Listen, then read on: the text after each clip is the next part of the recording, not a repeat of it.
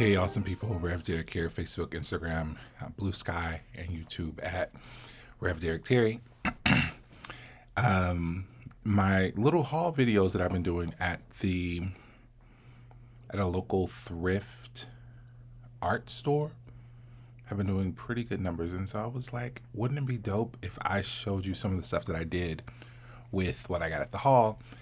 Especially since I want to just like keep amassing stuff, even though I really do love it. And if you are creative, you know there's like that balance of, oh, I need this, I want this, I'll do this with that.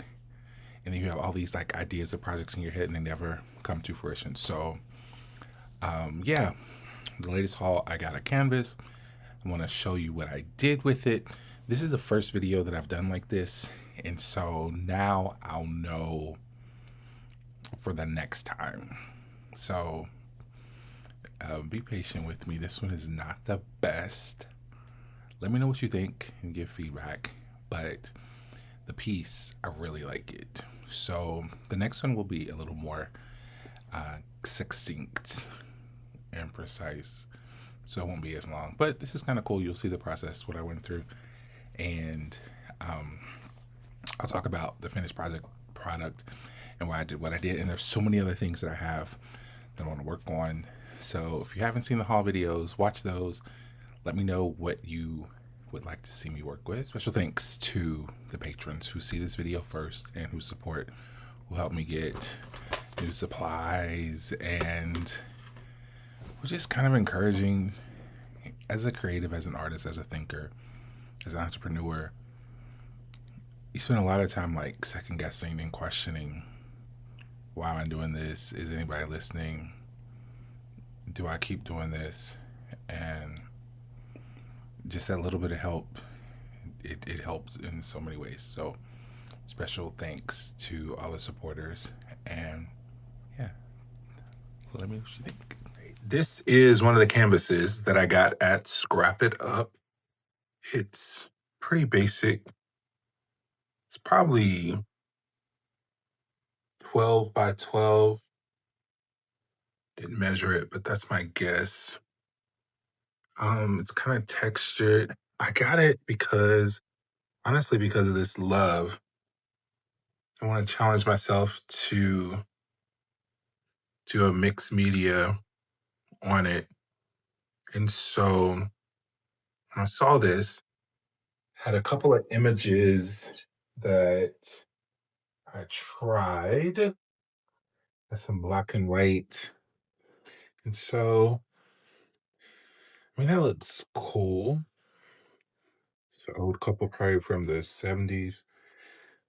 These fine Negroes are probably from the 50s.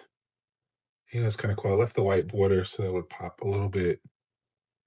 They look like they might be at a beach or a pool or something. These fellas, 40s or 50s, I didn't even cut them out because just when I put it up there, I didn't see that. That looks like just different. Same way with these.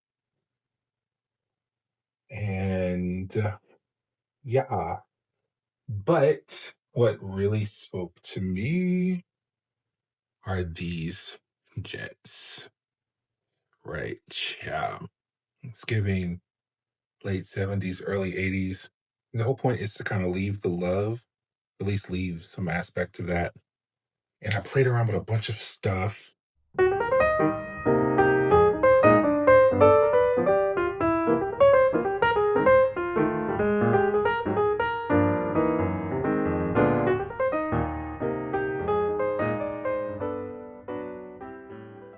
This is what I'm thinking.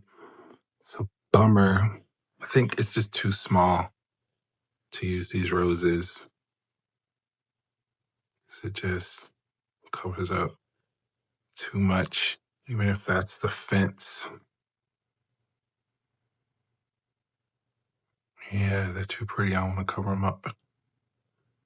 So this is what I'm thinking.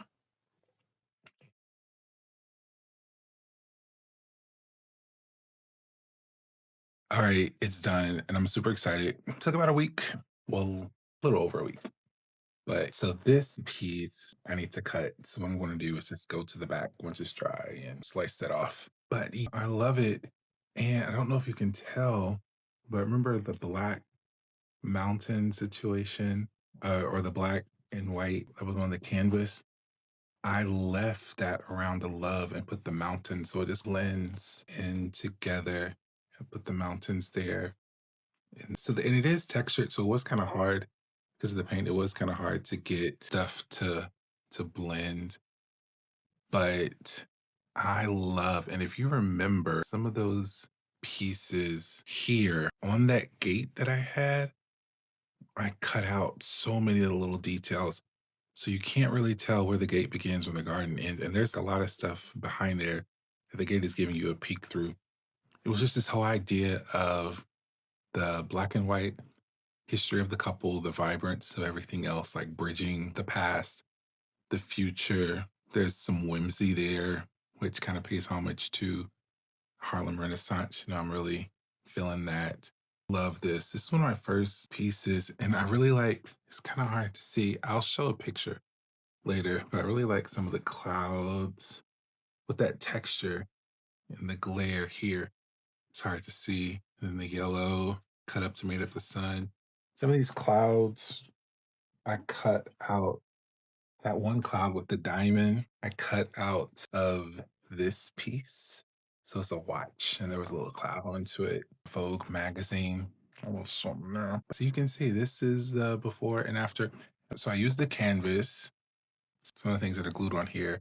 I got it Scrap It Up as well. And then I used the glue that I got from Scrap It Up, not this last haul, but my first haul.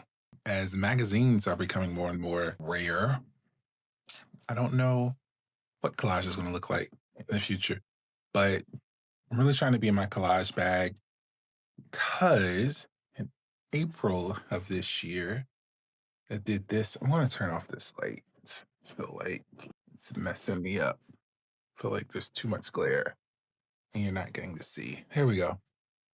I did this collage at church. One of my awesome members, we had a little open house, and I called this family prayer April 30th, 2025.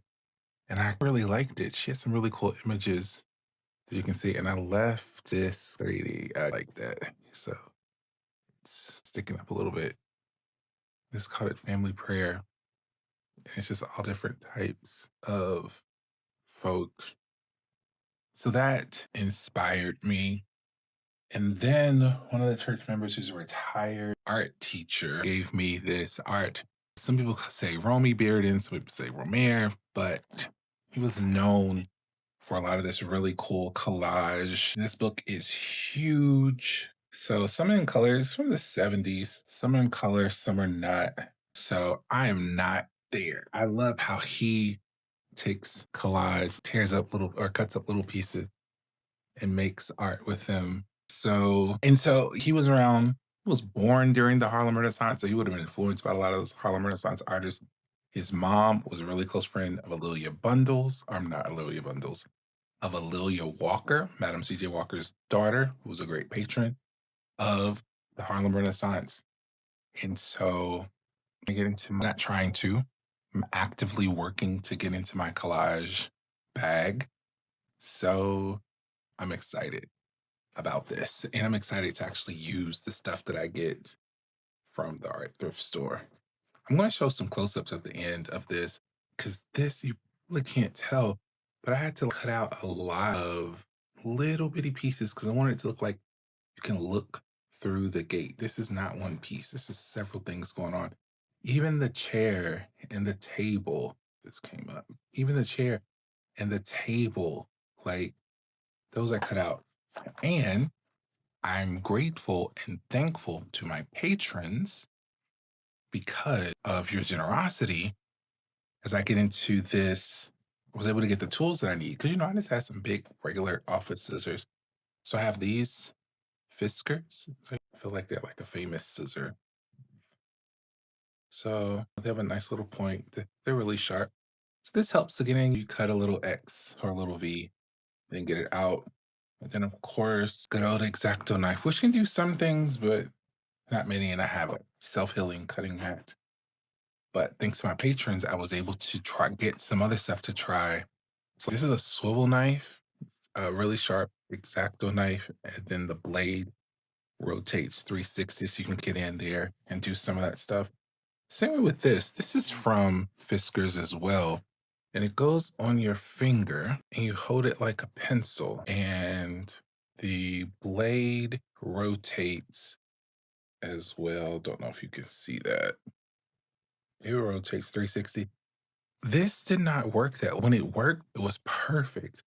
But it kept coming out. Fingers also grateful to the patrons because I bought a cut resistant glove. So when I'm working with this and holding those little pieces, so less likelihood that I'm going to mess up my hand.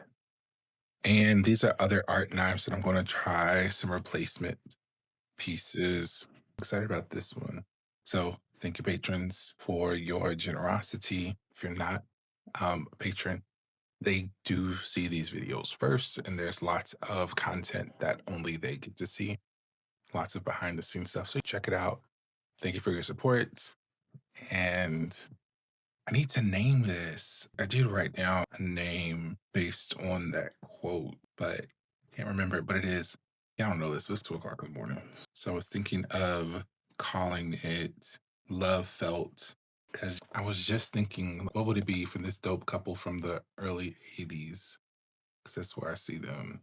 If they had all the money and all the things in the world, they would have this mountainside retreat, butterflies, transition, and growth, the symbolism of mountains reaching up to the heavens, that connection of heaven and earth, love, hovering over all of that, the perfect house in the perfect setting, and you can't see it, but there's no picket fence, baby, because they got this wrought iron situation, and there's a dog, and it's textured, which made it a pain. Thought I was gonna say something else. To get the glue stick didn't work, so that's why I used the glue that I got from Scrap It Up, really cheap in the hall. But it was just so cool. There's just so much going on there. I would love to live in this spot, and wherever love is found, it unfailingly makes itself felt. And so I think about what a couple like this would actually have had to endure in those early years after Stonewall. This couple, if they have been together for the last 40, 50 years, if they survived the HIV and AIDS crisis, what are they thinking now? And, with that, so I love it. Let me know what you think. Take care. God bless.